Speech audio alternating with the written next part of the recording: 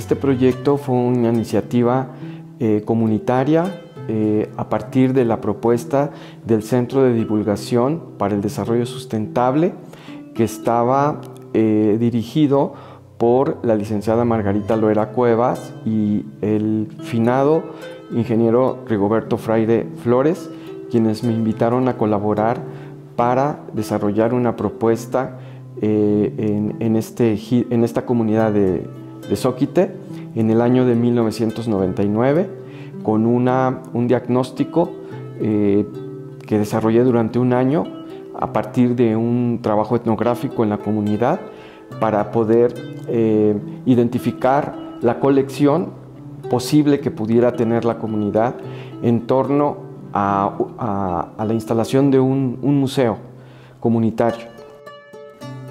Bueno, en realidad los orígenes de este museo son muy humildes, porque desde el desarrollo del proyecto tomamos la idea de la relación de la domesticación de la naturaleza por parte de los campesinos de un área semidesértica, lo cual le dio el toque distintivo al museo con el desarrollo del paisaje agrícola y agrario de lo que es la arquitectura de tierra. Es decir, en el pasado la comunidad tenía un paisaje edificado con casas de adobe, algunas casas de ladrillo, de piedra caliche, y el rescate que hizo el proyecto del Museo de Zoquite fue recuperar esa tradición vernácula constructiva, generando la edificación de fachadas de casas de adobe o de piedra caliche, reproduciendo el paisaje arquitectónico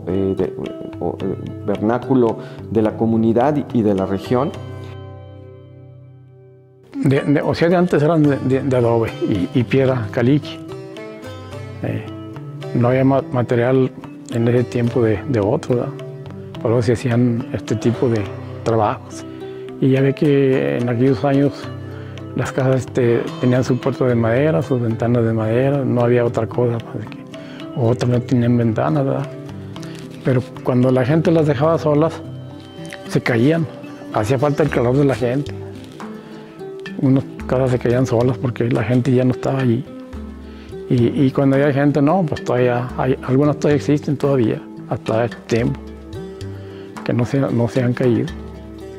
Es bien interesante cómo la curaduría, que por lo general se hace desde un gabinete, en esta ocasión, el trabajar con la comunidad, la curaduría la hicieron los propios habitantes, ¿no?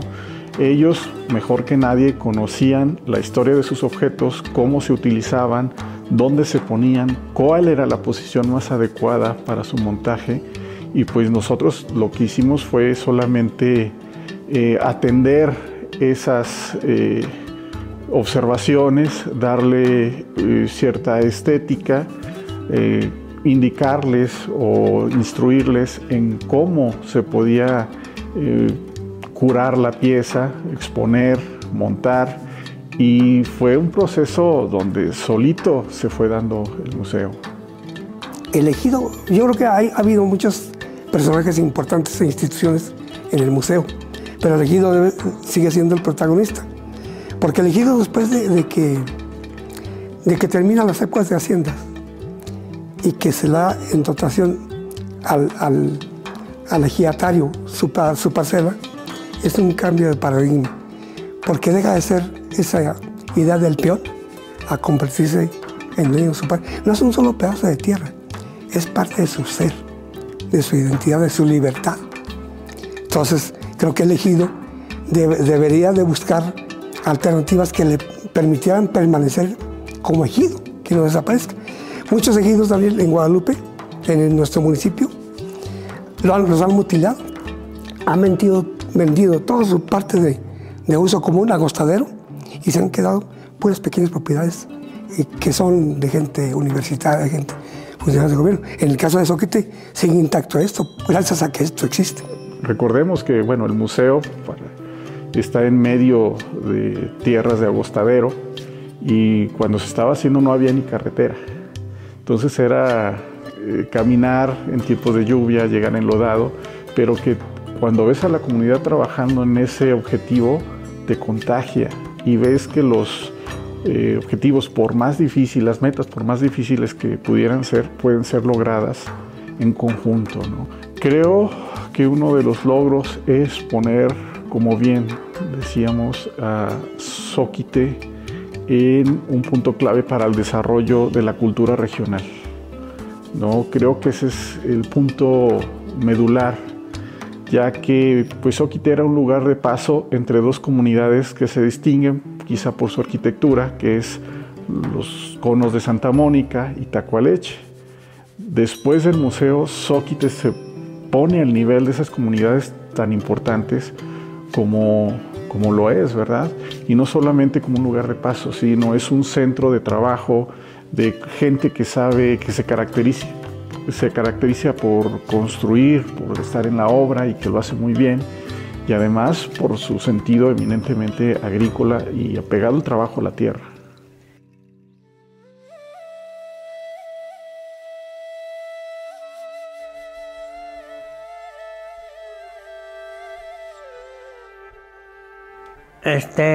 Hay muchas cosas que recoge uno del campo, como es zanahoria, repollo, lechuga, perejil, cilantro, y todo eso se siembra y pues va progresando la gente como quiera. Ya no está de atrasada como en aquellos entonces. En aquellos entonces, si se le ofrecía a usted comprar una semilla, no tenía con qué. Y ahorita sí ya tenemos con qué. Bendito Dios.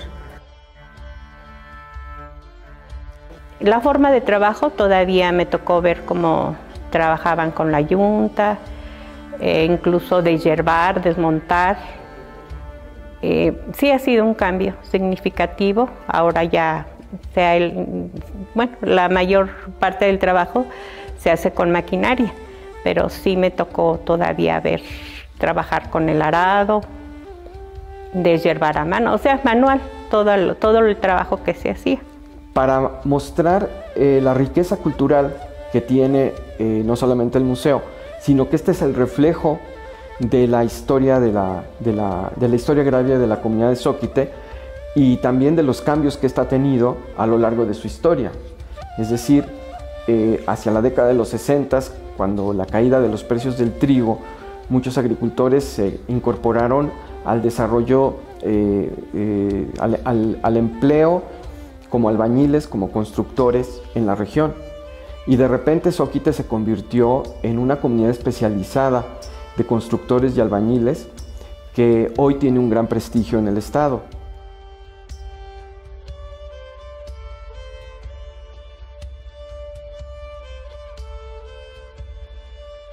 Todos estos entornos creo que son ricos por eso, porque no solamente es la historia natural que se rescata en el espacio, sino esa historia de cómo ciertas personas en cierto lugar construyen su mundo y lo comparten. En el sentido, bueno, del trabajo agrícola, pues podemos entender que es fundamental. En ese sentido, el museo es un espejo en donde podemos vernos, no solamente como creadores, no solamente como visitantes eventuales, sino podemos reflexionar, encontrarnos con una historia que, estando cerca o lejos, en el entorno nacional nos afecta. Entonces, en ese sentido, es un espacio importante porque además las personas de la comunidad se han apropiado y han buscado recursos, han buscado proyectos, han buscado maneras de compartir con otros esa riqueza. Y yo creo que en ese sentido es muy importante este espacio, porque no solamente tiene salas para exhibir obras de arte o sus construcciones históricas de la tecnología agrícola o el mamut, sino que en un entorno natural determinado, protegido, está todo esto, ¿no? Entonces, para mí es una metáfora de hacia dónde podemos ir como sociedad zacatecana, pero también como una sociedad mexicana y evidentemente internacional, ¿verdad? Yo siempre lo vi, claro, al principio, como agrónomo, mi perfil. Yo siempre lo soñé, siempre lo percibí como un centro de transferencia de tecnología hacia el agricultor. Porque es importantísimo que el agricultor tenga herramientas nuevas, que no dependa, que no haga la agricultura de hace años. En los 80s, 90s, cuando yo fui trabajador de alguna institución, había todo un proceso de generación, validación, demostración y adopción de la tecnología. Todo un proceso que se daba de manera natural, desaparece. Entonces yo el museo lo concebí como ese centro de permanente. Hay mucha investigación guardada que habría que traer aquí para adecuarla y traerla al ejidatario, que es importantísimo. El cuidado del medio ambiente es un tema que debe estar siempre sobre la mesa de cualquier institución y es tema que el museo tiene. Bueno, el proyecto paleontológico del Museo de Zóquite fue producto de la donación de los restos de un mamut columbis, de una defensa, colmillos que se encontraron y unos molares por parte de Pablo Chávez y Bernardo del Hoyo en Arroyo Calabacillas a principios de la década de los 90. Se hicieron dos equipos, un equipo de investigación científica de paleontólogos y arqueólogos y otro equipo de artistas plásticos que generaron lo que se conoció como la Expo Mamut 2010, a partir de la cual tenemos esta sala, pues que es una de las salas más importantes de la paleontología regional en Zacatecas, porque se reprodujo en una paleoescultura el Mammutus columbi que se había encontrado en Arroyo de Calabacillas. Y entonces, con mucha imaginación, trabajo de investigación, creatividad, pudimos hacer este montaje que tuvo muchísimo éxito y atrajo la atención de especialistas y de público en general durante la primera década del siglo XXI. Esta línea de paleontología en el Museo de Zóquite, en la sala de exposiciones temporales, tuvo tanto éxito que se convirtió en una sala permanente. Pues yo considero que en el tema educativo, por la promoción de valores y el tema de la historia de la comunidad, porque hay personas que no conocen la historia de la comunidad de Zóquite, entonces es un tema de información, de educación, de fomentar valores. Y en el tema artístico, pues la sensibilidad que se va proyectando a través de elaboración de piezas de barro, que pues los niños no habían experimentado esa experiencia. Y tiene mucho que ver el barro porque en la misma definición de Zóquite, pues ese es su significado. Y se llevaban a cabo aquí actividades de alfarería, pero pues ya las personas no conocen el tema, entonces es pues rescatar en este caso en esas artesanías que había aquí anteriormente. Entonces yo creo que está impactando en el tema educativo, en el rescate de artesanías, de tradiciones, de la historia de la comunidad. Yo recuerdo cuando el museo se estaba construyendo, venir un día y ver a más de 50 trabajadores en la azotea del museo, todos dirigidos como una orquesta, todos subiendo la mezcla, arrimando la piedra, el ladrillo. Eso fue impactante, porque una obra de estas dimensiones, estamos hablando que el museo ocupa alrededor de 900 metros cuadrados. Entonces es impactante, y con una organización tal y un cariño que se ve en la mano de obra. Eso para los arquitectos, constructores inmediatamente lo perciben. La otra fue cómo miembros del ejido se venían a cuidar en la noche mientras estaba el proceso de construcción, armados, con sus escopetas, y solamente con un lonche se quedaban aquí toda la noche, hacían sus lunadas. Entonces eso es defender su cultura a capa y espada, ¿no? Primero, no ha habido, por lo pronto hasta hace poco tiempo, instituciones gubernamentales o de otro tipo que entiendan la propuesta. O sea, el hecho de que sea una propuesta comunitaria creo que tiene su valor en sí mismo. O sea, no hay propuestas comunitarias que hayan surgido de la comunidad, que sea de la comunidad y para la comunidad como este. O sea, que creo que vale la pena. Y la adversidad, ¿qué ha sido? El gobierno apoya porque es una propuesta que no es del municipio. Nos quieren mutilar. Sí nos quieren apoyar, pero ¿sabes qué? Sí te apoyamos para impermeabilizar, te apoyamos para mejorar, pero a cambio tienes que darlo en comodidad al municipio. Nos mutilan la propuesta. La propuesta es comunitaria y así debe ser. Es un proceso de constante construcción de experiencias, no solamente académicas, sino comunitarias. Van relacionadas unas con otras para poder pensar la museología comunitaria no solamente como una idea localista y sobre todo pequeña, de pensar el museo como un lugar donde se exhiben objetos de la comunidad, sino darle un sentido de una comunidad que mantiene viva su memoria, sus testimonios, sus valores, sus tradiciones, sus costumbres, su cosmovisión. Y a partir de eso se tuvieron que generar distintas líneas de trabajo por la parte externa, y por la parte interna la propia comunidad generó su propia idea y proyección de lo que iba a ser este museo.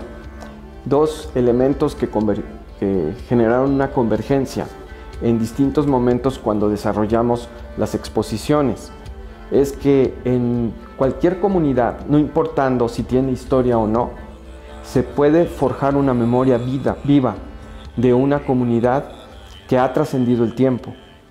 Yo tengo aquí casi 20 años, 23 años en el Museo de Zóquite, y me puedo dar cuenta que para que la museología comunitaria pueda trascender, se necesita una identificación con el museo, con el proyecto y con su desarrollo. Es un trabajo que nunca termina. Necesita muchísimo sacrificio, pero sobre todas las cosas necesita de una fuente de ideas permanentes, la creatividad, el compromiso y la valorización del patrimonio cultural de la comunidad a partir de la memoria viva, yendo a la par de los cambios tecnológicos del siglo XXI. La museología comunitaria puede perder el paso fácilmente, pero también puede emparejarse en el desarrollo que tiene la modernidad. Sin embargo, no es el caso de este proyecto. El proyecto tiene su propia ruta. Esa ruta es la memoria histórica, la memoria cultural que trasciende la propia comunidad.